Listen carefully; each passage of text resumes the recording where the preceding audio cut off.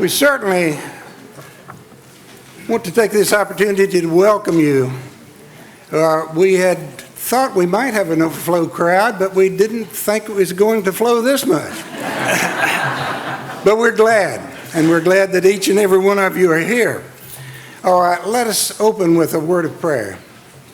Eternal God, our Father, we thank you for the heritage of this valley. We ask that as we come to celebrate that heritage, that you, O Lord, would celebrate with us. Grant unto us now your peace and your goodness.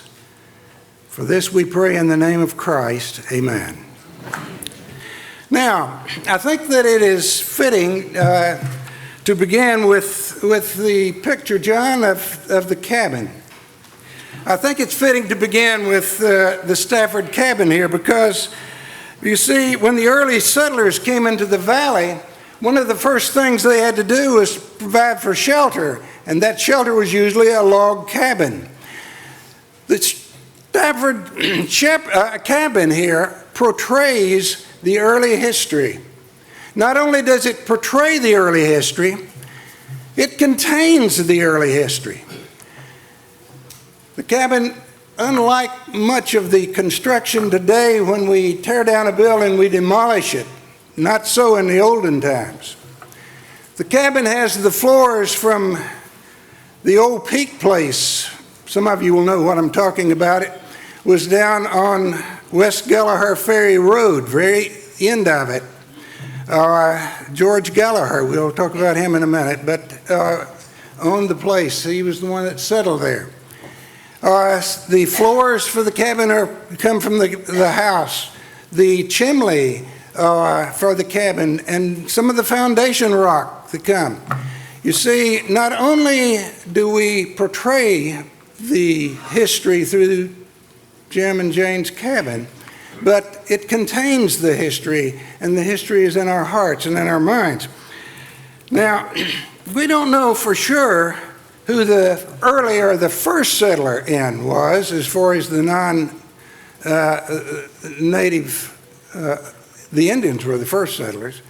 But beyond that, we don't know for sure who the first settler was. We do know who some of the early settlers were.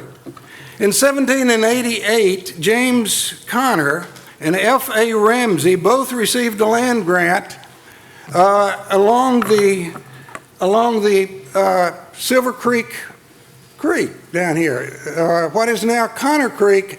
When the early settlers came in, the valley was at that time known as Silver Creek Valley, or just plain old Silver Creek. We cannot be certain that that Connor settled there. The valley was named after him. There's a grist mill there, and Connor's Mill. So we have the pretty well assurance that James Connor settled in the valley. F.A. Ramsey, who was the other explorer down through there with the idea of settlement, he settled up on the other side of Knoxville, so we know that he did not. His house we know is the Ramsey house today. The old Gallaher or Peak house that is on the screen, George and Sarah Gallaher, along with their 11 children, lived in this house. Sometimes the house is referred to as the slave house because the slaves lived in the basement. You can see the bars on the windows there. The slaves fired the brick. They also hewed the lumber that went into the house. Oral history has it that George Gallaher had 49 slaves and he really wanted 50. The slave cemetery is located just down the road, down Gallaher Ferry Road, from the old slave house there. In 1795, Joseph Hardin, Colonel Joseph Hardin and his wife, Jane Gibson Hardin, along with their family, moved into Silver Creek Valley. Hardin, for whom the valley was ultimately named, had bought 2,000 acres from Stokely Donaldson, Andrew Jackson's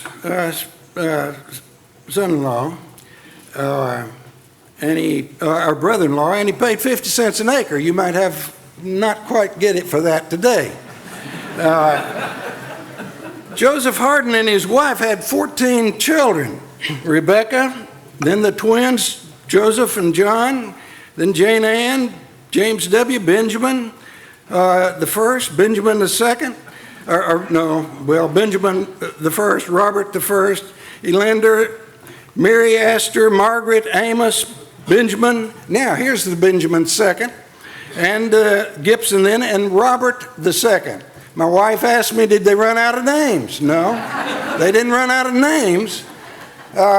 Two of the older children were killed in Indian battles before they came to the valley. So the two last boys were, two of them received the name there.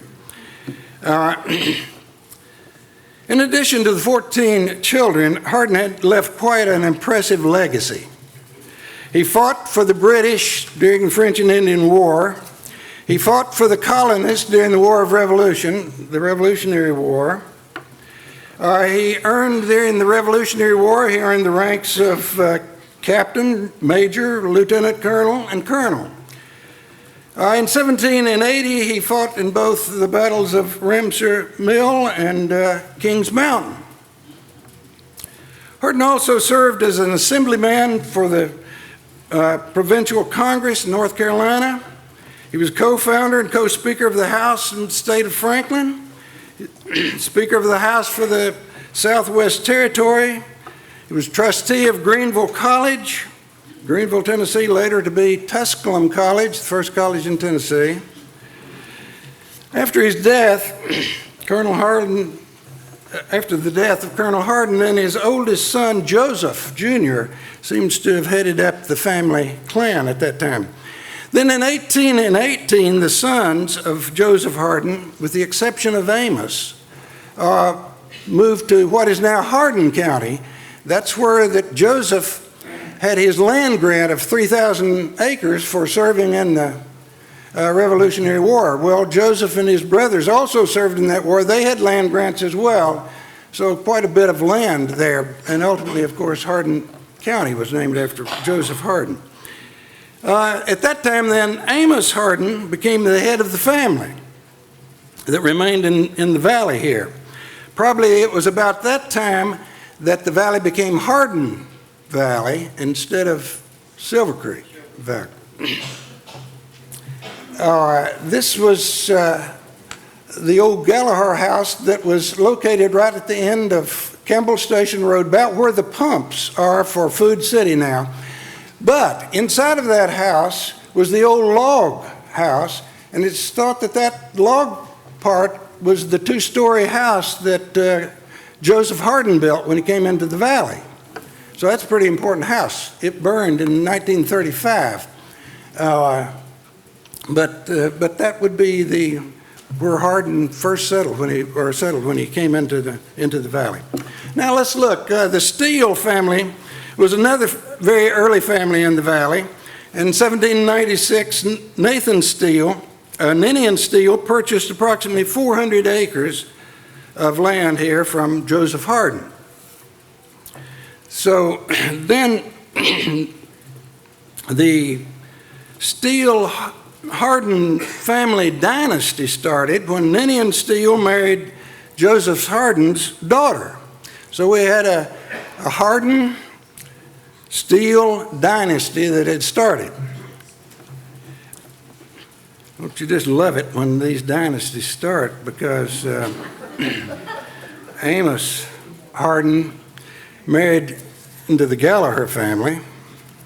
So you had the Gallaher, Steele, Hardin dynasty all, and then that mushroomed and spread out to other early settlers, the Hudsons, the Stobbs, the Grubbs, the Hedgecocks, the Hopes, the Lovelaces, the Christians, the Shinpaws, the Helms, the Finleys, Courtneys, Kents, Freeman, Grable, Long, Jones, Norman, Lee, Aycock, Pitts, Williams, Holt, Letzinger, Ladd, Walker, Taylor, Fritz, Stafford, Monger. Talk about the dynasty. You don't dare talk about anybody in Hardin Valley.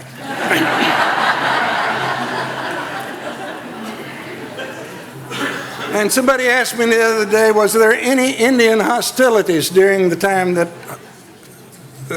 in the early days of Hardin Valley? Yes, there were. Up through the 90s, up through the mid-17 and 90s, the Indian hostilities was a thing to be dealt with. Jim Hardin Stafford noted that the early documents mentioned that when Joseph Hardin came here, after building his cabin, one of the first things he did was build a blockhouse as protection against the Indians. We're told that there were blockhouses also in Ball Camp, the adjoining community, in Hickory Creek, the lower end of Hardin Valley.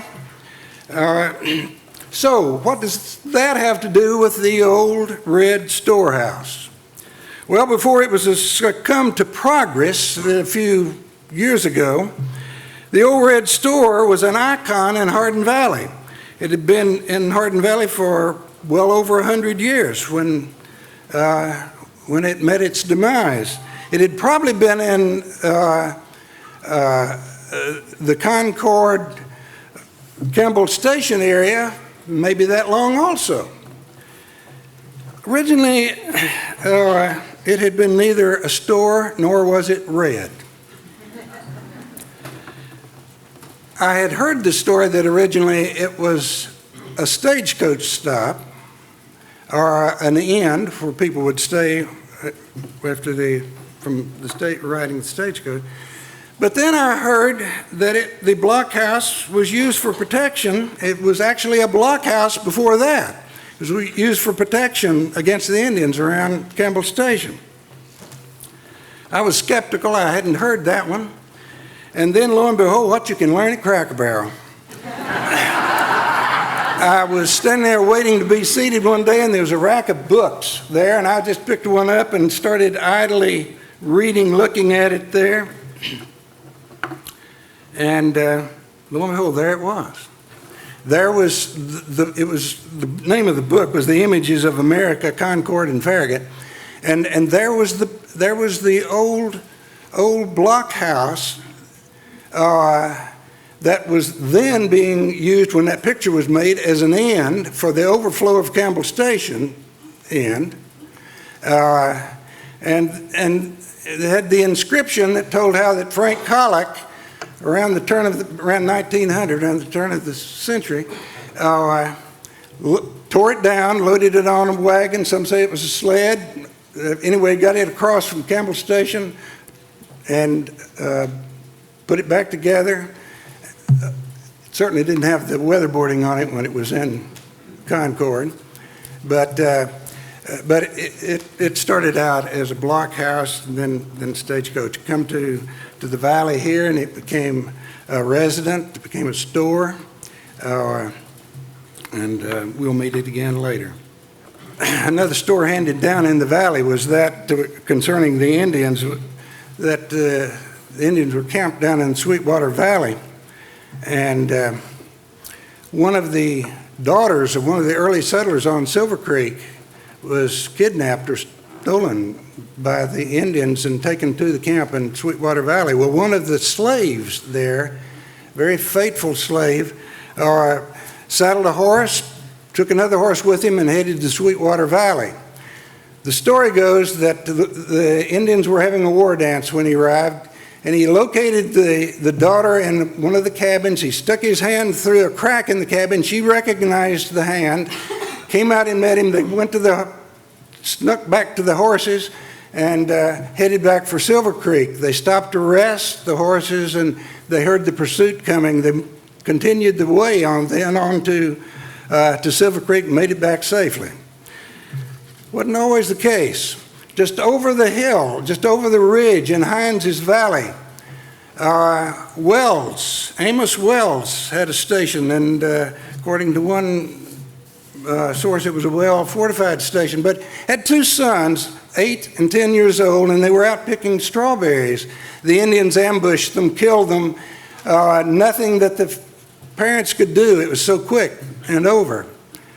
Of course, the neighboring Ball Camp up here, Nicholas Ball and Roger Oates were hauling corn over to Wells Fort, which was not the Hines Valley Wells Fort. It was the one on over past where Farragut on the Tennessee River. The Admiral Farragut, his farm was there just across the river. They were ambushed, and both Oates and Ball were also killed. So there were Indian atrocities there. Okay, let's look at life in the valley here for a moment. Now, when Hardin Valley, Silver Creek Valley, when it was settled, for the most part, it was a wilderness. The early settlers coming into this area, they would follow Indian trails, or they would follow occasionally deer or bear, or occasionally buffalo trail. There was a farm, Jim Jones' farm, well into the 19th century, had a field that was known as the Buffalo Field. It was probably over 50 years ago that Jane's sister, my wife's sister, came out to visit us for the first time. She came out off the interstate at Campbell Station, came across Campbell Station Road. Campbell Station 50 years ago didn't look like it does today. The first thing when she got out of the car, she said, "How in the world did you find this place?" Well, you know, interestingly enough, Hardin Valley was not so far off the beaten path. In fact, it was on one of the beaten paths, even though at that time it was not. Well, at the beginning, when Jane's sister was here, it certainly was. Hardin Valley was not off the beaten path. An unimproved dirt road developed between White's Fort, Knoxville, and Southwest Point, which was Kingston. Now, Campbell Station was located on that road, which is just right over the way, as you know. Now, another road, though, in the early 1800s was also developed, and this road was also unimproved. It was dirt, but it also went from Southwest Point to Knoxville, but it came through Hardin Valley. So you see, we really wasn't off the hard beaten path. In fact, into the 1900s, Hardin Valley, and it was Buttermilk Road, was the two main roads in West Knox County. You see, coming from Buttermilk Road came into the valley, right at what is now the Loudoun County line, and come in right here. And this was Hardin Valley, and the area. Buttermilk came on up, much like Buttermilk does now, till it gets to Marietta Church Road, which at that time was also Buttermilk Road, and what is now Hardin Valley Road was also Buttermilk Road, right on up to Ball Camp. I think it probably, it went on into Knoxville, hit Ball Road and went on up, but I think it also probably went over and connected Emory Road, which was an old stagecoach road, and if you were going further east, into the settlements further east, probably that would be one of the ways that you would go on that. Okay. Macy Gallaher remembers the improvement of the old road. By that time it was, probably along about that time when it was named Hardin Valley. But he remembers the improvements. The first one he remembered was when he was about 14 years old. I guess that would put about 1904, something like that. And certainly there were improvements that was made, but I think the real improvements was probably after that. Mr. Jim Jones, who lives in that right past the academy up here, the big brick house in the curve. Mr. Jim used to tell me that he used to go and pull cars out of the swamp there. You see, at that time, instead of Buttermilk Road, when you go around the house now, the brick house, the Jones house now, you bear left. The curve goes around left. At that time, the curve went right, and you went over next to the bluff, to the ridge, Beaver Ridge, and you went up that way and then came back in to the road. So it was muddy over that way. I doubt in 1904 that Jim Jones was pulling many cars out of there. But along in the 1930s, or along in that era, there was other improvements. And another of Uncle Macy's stories he tells of when he was operating the ferry on Clinch River, that some officials came to him and told him they were going to improve the road down. This evidently was another time, because at this time he was operating the ferry and so forth. And going down to the Marietta Church Road and then on up would be the improvement. And I remember Uncle Macy saying, well, it wasn't all the way to the ferry, but I didn't have but 2 miles to go on the dirt at that time. So, okay, on the relationship that between Hardin Valley and Campbell Station was very important, because Campbell Station by this time was one of the important forts in the East Tennessee. In fact, we're told that it was one of the largest forts. In its heyday, there were some 23 families there, something like this. So the route, how you would go from Hardin Valley over to Campbell Station, there were 2 routes. There were two ways that you could go. One was along Marietta Church Road. It wasn't Marietta Church Road, it was Buttermilk, and then the road went on over the bluff, over to Yarnell. So the one route was you would come over what is now Marietta Church Road over to Yarnell, and then you would turn left on Yarnell. You would go just a very little piece to about where the sawmill, the Davis sawmill is, and you'd turn and head down, cross the creek, and then you would angle up to where the 4-way stop is now at the top of the ridge. So when the leaves are off, used to, and still you could see the indention of that old road angling down. The other route, for those further up in the valley, up at Campbell Station, you'd go take Campbell Station over down to Yarnell Road right here.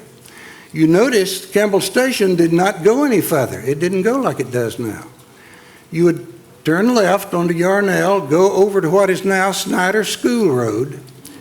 And have you been on Snyder School Road? That's a fun drive, isn't it? You go across Snyder School Road, and then on the road went something like on down like this, and this was the other road to come down, and they would meet down above Grigsby's Chapel Road, and then on into to Campbell Station. Well, it was probably the road by Campbell Station that Jim Stafford's grandfather, Major Ball, when he was 9 years old, it was probably that second route that he took across Campbell Station, or headed for Campbell Station, to take the rags that his mother had given him to take over to Campbell Station.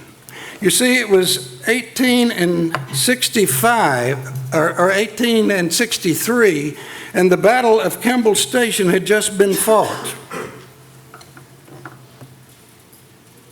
There was 2 houses there. The Russell houses were used as hospitals. They desperately needed bandages. They put out the call to the area. the communities had sent bandages. So Major, the 9-year-old, was taking bandages, call them rags, over to Campbell Station, to the hospital there. Okay, let's look at communities that develop here. This is kind of my idea. Nobody's ever told me that this was it, but looking at the map, you kind of arrive at it and studying some of the history. Actually, there were 3 communities that developed in Hardin Valley, and the first one would be down here at Hickory Creek, this area right here. Hickory Creek comes down from Hines's Valley on down and winds around, and then this is part of Hickory Creek. It runs into the creek right there. Now, Hickory Creek community was, of course, located down here at the extreme western end.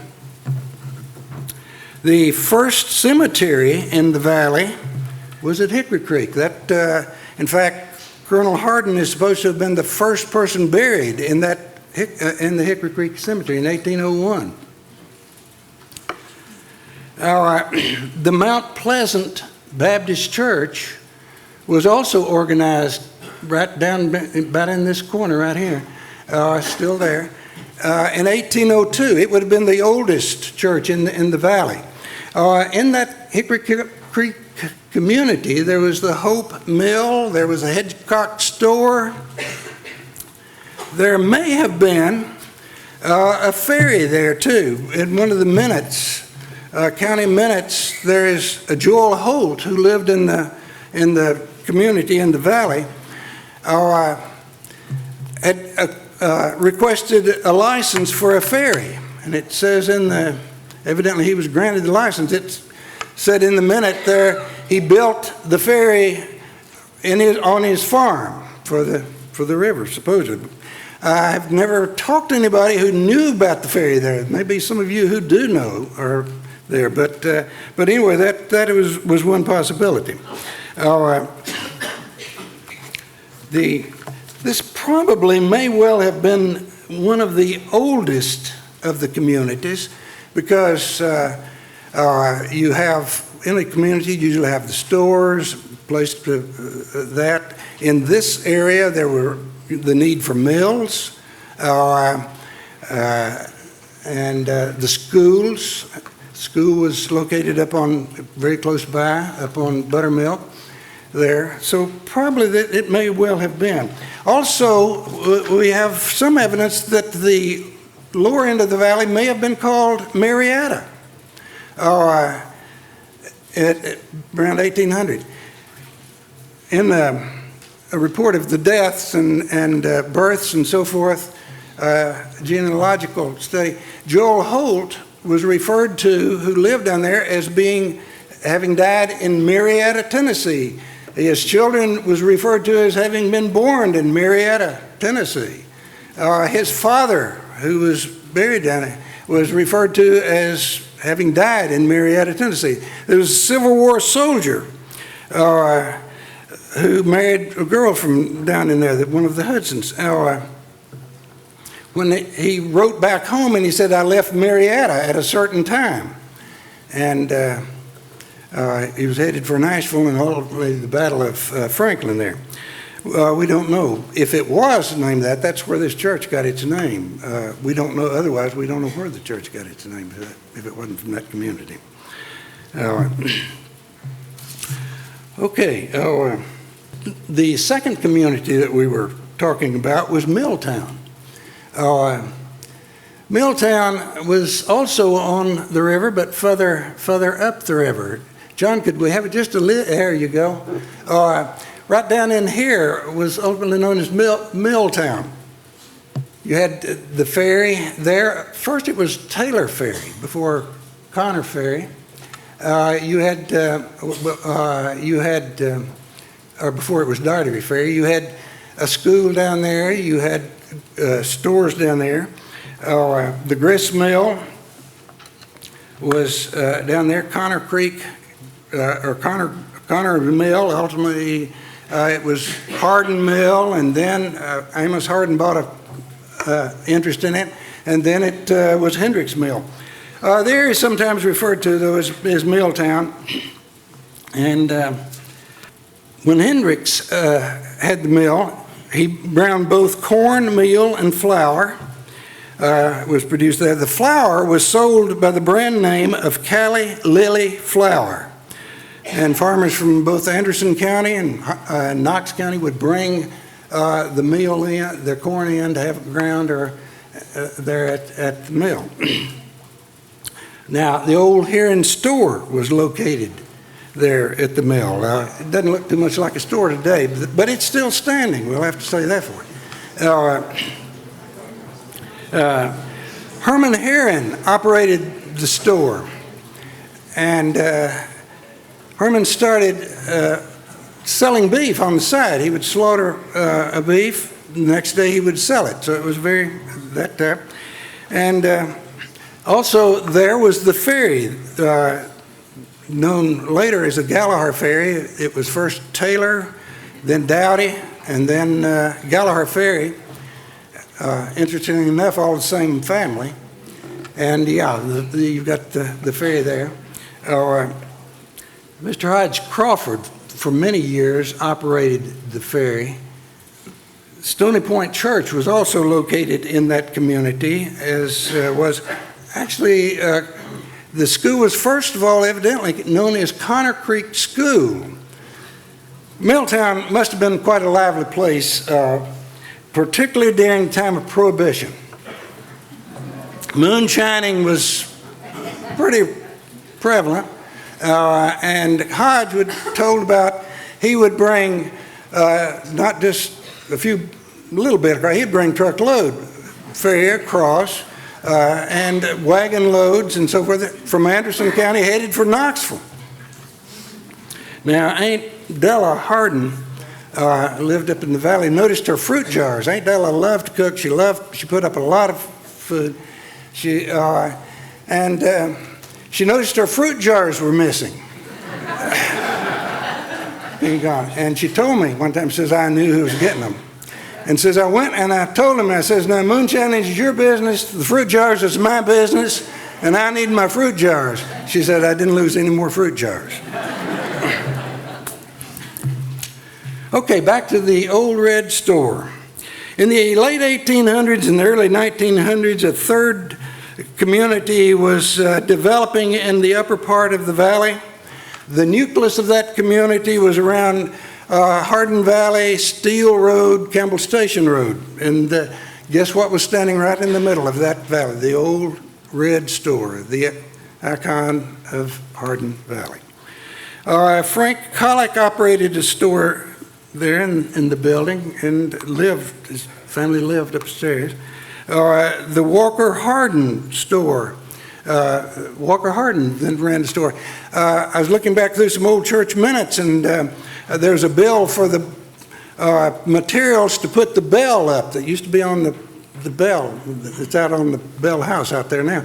But materials to put it up with, and it was from the old Hardin Walker store. And I thought, where was a Hardin Walker store? Well, it was right down below me where I lived there. I learned later that that's where it was. Well, then later Herman Heron leased it. Went from Milltown up to Hardin Valley, up this way, and ran the store. But he also continued his his slaughterhouse business. He built a little shed right out in front of it to slaughter the cattle, and during the Oak Ridge, when Oak Ridge came about, in the early 1940s, they learned where fresh meat was. And they would line up in front of the old store there. And many times the meat would run out, I'm told, before the people did. So then Herman and his wife Myrtle, they built a store. And they built a packing house right behind the store, but they built the store, the Heron store there that stayed until the elementary school came, and that was demolished then. The packing house that was right behind the store, over to the right a little bit, right on back down there. Now, there was another store at that time in Hardin Valley, Justice Store. This was on Marietta Church Road, just right on up above the church here. One day I stopped to get gas, and Margie, Paul's wife, Paul ran the store. Margie's wife come running out and said, somebody has run off without paying for my gas. So I gave chase. The car was already out of sight, but I did ultimately find the car. It was turned bottom side up over on Yarnell Road. A good Samaritan had come along and taken the man. He said he needed to go over to the Lone Star Station. You old timers will know what I'm talking about when I say Lone Star. It is out on Kingston Pike out there. Well, it turns out the car was stolen off of the lot over at Oak Ridge, and ultimately I think they did apprehend the guy that did it. Paul was a Baptist preacher for many years, and also operated the store, and was really a great guy. Long store. It was right down at the corner of Marietta Church Road and Hardin Valley, right down below us here. Jimmy Long was well remembered. He was not only a farmer and a storekeeper, but he was one who cared for children, for the youth. He would take them on possum hunts. He would give time for them. And I know some people whose hairs are growing gray now and remembering Jimmy when they were young, and Jimmy took them under the wing. Certainly a good guy. The Macy Gallaher House, the old house. I brought a picture of that into a Bible study a few weeks ago and disrupted the Bible study. I said, whose house is that? Well, nobody in the Bible study except about one person knew for sure whose house that was. That was Macy Gallaher's house.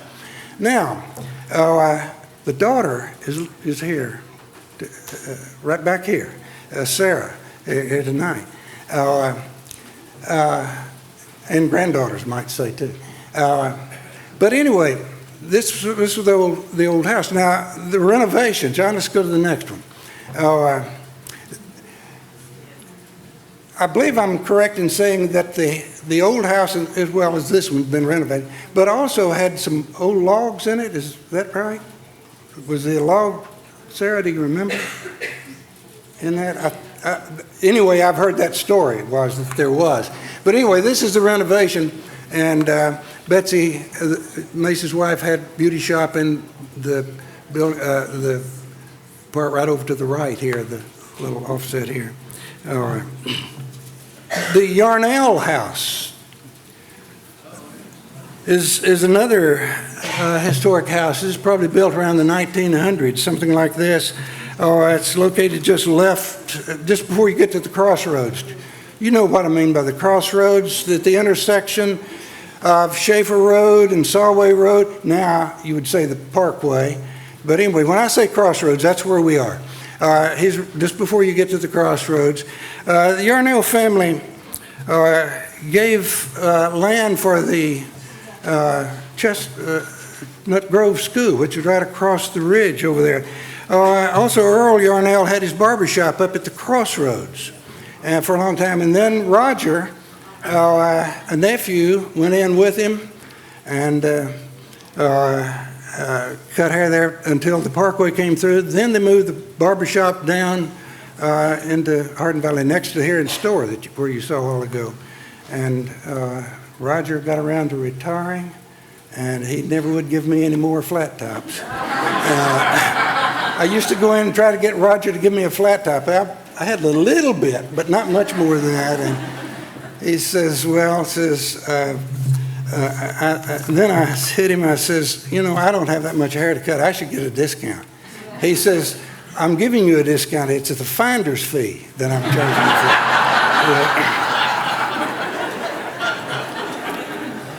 for. Well, let's look at some of the other services that was provided in the valley.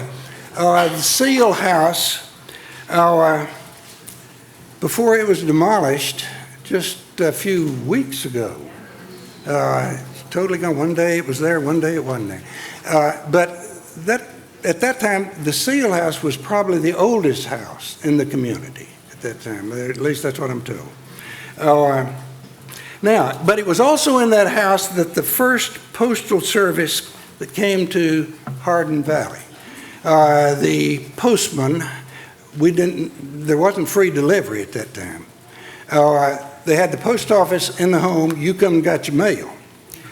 So that was the first one. The second post office was at the Roy Gallaher place that we saw earlier. That going back to the Hardin, the Colonel Hardin's originally. So that was the second. The third place was over on Couch Mill, post office over there, and it's located on Moe's Pits, on the Clad Regal place now on Couch Mill. You're looking at today, that looks like the front porch. The road runs back behind this out in front. That was really the back porch. That was the back part of it originally. It didn't have that front porch on there. The front porch was on the other side, but we'll look at the side view next, John. There's the side view, and you can see the back, what is now the back, they've got it cased in, built a kitchen back there. The road used to run along what is now the back, so the back was the front. Are you confused? There, now, you see the cutout in okay, that was on the front porch at that time. It was cut out, and that's where they handed the mail out. So you got the mail. Now, I'm told that if a person really got an important piece of mail, that Mr. Pitts would get on his horse or buggy or whatever, and he'd go deliver it. He'd take it to you. There. Now, so this was the last post office in Hardin Valley as such. Now it was well into the, one other thing about that post office before we leave it. One of the things that Clyde Regal told me was that on the river, they used to float logs down, build log rafts, float them down to Chattanooga, wherever, and sell the logs. Well, they would start sometimes up in Virginia. Well, he said the log rafts from Virginia would come down, they would tie up as close to the post office as they could. They'd come probably up Couch Mills, probably around to the ferry there. They would come on up to the post office. They would leave mail that would go back to Virginia, but they would get mail that had come from Virginia there because they knew that the family in Virginia knew they would be stopping there at the mail. It was well into the 1900s before postal service was started in Hardin Valley. Mr. Walter Gordon Woods was one of the first of the mail carriers in Hardin Valley. He was a mail carrier for 47 years. I know some of you remember him. He was mail carrier. And we're told that he would stop at the Pitt Springs, which is on Campbell Station Road, just about a half mile. Or many of you know where Pitt Springs is. They're building a new subdivision up there on the right now above the spring. But he'd stop at the spring and rest his horse, and he would rest. And no doubt talk to Ms. Pitts and the other. When I mentioned that to Jane, my wife, she says, "Do you realize that Pitt Springs is listed in the Tennessee Atlas?" Did you know that? I didn't know that. We got an atlas downstairs. When you go downstairs to look at the displays, the atlas is there, and Pitt Springs is on that atlas. So Hardin Valley is really on the map. The Colic House, Frank Colic, who also brought the Red Store over. This just sits right down the road from the Red Store. He designed the house and built the house. Didn't seem to have a blueprint. I'm sure he had drawn something out for him, but he built the house. It was going in. You'd go into the house, and it was kind of like going into Southern Garden. In that, it was the house has the first bathtub in Hardin Valley, which was a precursor of things to come. Electricity came into the valley about 1937 after Norris Dam. Margie was telling me this, that people wanted electric lights. They were ready to give up the old kerosene lamp, even the Aladdin lamp, which gave much better light. They were ready to, they wanted refrigeration. They were ready to give up the spring house. The spring house was on its way out for keeping milk and whatever cool. She said, but they didn't want indoor plumbing. They didn't care about electricity for that. It took Oak Ridge to bring that about. You see, Oak Ridge came into the scene about the time, and people needed, it was kind of crowded like it is in here tonight. People needed places to stay, so they would rent rooms out in the surrounding communities, and they rented rooms out in Hardin Valley. Well, those people coming in had been used to indoor plumbing. So Hardin Valley started building indoor plumbing, adding it on. So the bathrooms came to Hardin Valley. The valley received phone service about 1900, something like that. And guess where the switchboard was? It was in the old red store building. From a blockhouse to a stagecoach inn to a residence to a store and now a switchboard. What a life. Garbage pickup comes to Hardin Valley. We haven't always had garbage pickup. We've had a lot of garbage throwaway. When we moved into the valley in the mid-1960s, there were several garbage dumps in the valley. Literally, people would just take their garbage out and dump it, and some of the dumps got real big. The community club, which we'll talk about just in a moment, the community club, this was one of their main goals, was to take care of some of the garbage in the valley. And they had work day. One of the companies in Knoxville donated trucks. People here in the valley brought in their trucks. We cleaned up 2 or so of those dumps in one day, and the newspaper covered it and whatever. But then, you know, you clean it up, but things get messed up again.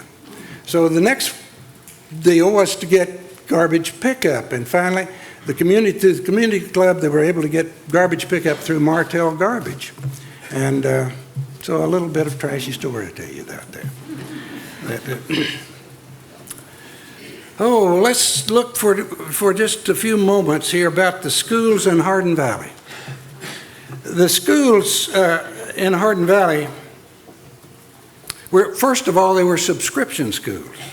Subscription schools, you paid a fee. The family paid a fee for the number of kids that they were sending into the subscription school, and they would contract with a person to come in and teach. Now, this wasn't, when they first started, there wasn't any school building, so they would go into a house. There's a contract on one of the tables downstairs of a subscription school contract, and it would be located in the home of William Gallaher at the end of West Gallaher Ferry Road now, or somewhere nearby. That is on the table down there. Be sure to check it out after a while.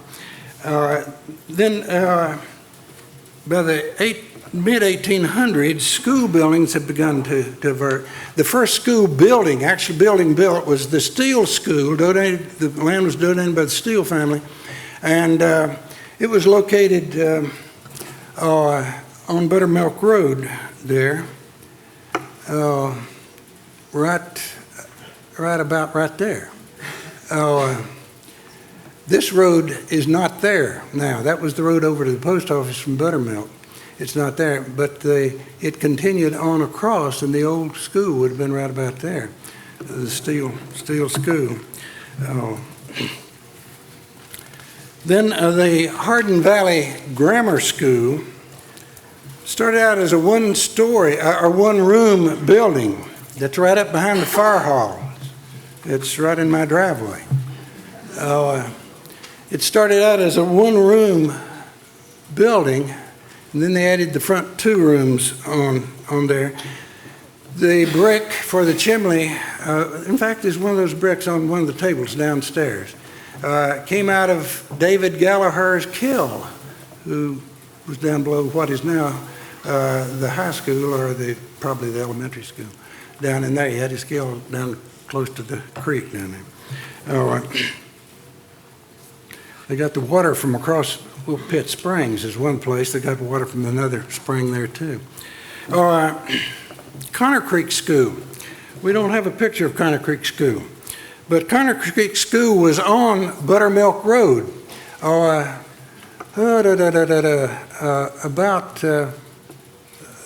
right there.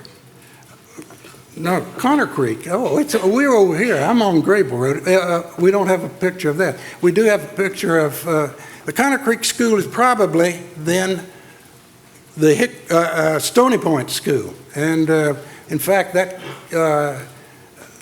came to us just within the last few weeks, all the way from Texas. Bill Shinpaw sent it out there. The Hardin Valley Consolidated School was located right at the junction of Hardin Valley and Marietta Church Road. The Hardin Valley Grammar School, the Grable School, which was located up on Buttermilk, and the Connor Creek or the Stony Point School combined and consolidated to the consolidated school there. The school burned in about 1978, I think it was, when it burned, and there was no school in Hardin Valley then for several years until the elementary school was built there. And of course now there's the elementary school, the academy, and the middle school that we have. Two other schools we do not have pictures for them. Was the Liberty Hill and the Clover Mill School. Actually, the Clover Mill was out of the valley, but they were, after the Civil War, they were the schools that the African American children attended, was the Liberty Hill and the Clover Hill. Faith was very important to the early settlers, it was one of the driving forces. We know that the Colonel Hardin was a staunch Presbyterian. He was certainly interested in education. He was on the board of trustees of Greenville College, but he was also his faith was real. His son was a Baptist preacher. Amos was a Baptist preacher, and for many years he was a farmer, school teacher, and a Baptist preacher. And his the Mount Pleasant Baptist Church, as we talked about a while ago, was located down in Hickory Creek. First church that was built in Hardin Valley. The Marietta Church was organized in 1838. It was also organized down close to where the Mount Pleasant Baptist Church was. All of that is underwater where the church was, where the Marietta Cumberland Presbyterian Church was underwater. The church moved up here after the Civil War and met in Steel School for a while, and then built this building, and they dedicated it in 1880. The Stony Point Baptist Church down on Couch Mill Road. This is the Stony Point Church today. It was organized in 1915. It would have been the third church. The Smith Grove Baptist Church was organized in 1940. It's over on Sam Lee Road, just off of, after you turn right off Steel Road onto Sam Lee, not long before down there. The Church of Christ is, of course, the newest church in the valley. Just recently came in. Over in Hines's Valley, you have Hines Valley Baptist Church. It was organized I believe in the 1940s is when it was. And the Ball Camp going up and out of the community, but Ball Camp Baptist Church it was the first church in the area. It was organized in 1792. Okay, let's look for just a moment at the community center. This was the community club. Even though the community club has disbanded, It made one of the most lasting impressions and impacts on the community. That's my view. It was organized probably about 1939, 1940. Margie Walters had a newspaper clipping and gave a report on it. It had been organized the year before that clipping. Margie said the date had been torn off. Said she thought it was probably 39 to 40, 41, something along in there. That first community club, I thought this was interesting. It adopted about 4 goals or so, or at least it was listed. The beautification of the community, which carried right on down. Land conservation, remember this was agricultural. Soil improvement, an increase in community income. I thought that was interesting. And the beautification has continued right on down. The community club, I guess during the war, it was reorganized, reconstituted in about 1950, 53, along in there. Some of the projects that are there, there's a whole, downstairs, there's a whole bunch on community club that you'll see. But they dealt with incorporation in this community. One of the reasons that they stated for was to control development. To have a say in zoning, and to discourage Knoxville and Oak Ridge from annexing here. The truth of the matter, though, at that time, that was 40-something years ago, the Valley was not ready for it. They were not ready. If they could have seen what was coming, they probably would have had other. They voted it down, but at any rate, it was there. The Valley simply was not ready for it at that time. They were successful in keeping an airport from being developed here in the community. So, community, a changing community, and one we still love, and one that has great memories. And we're glad that you have come and shared with us tonight in this. And I do encourage you to go down, right down the steps. Always do that when we go to the movie.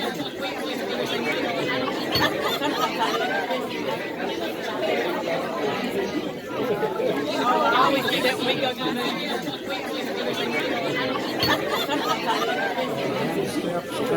Turn right again. And you're in the fellowship hall and all around the perimeter of the building. Okay, well, thank you a lot.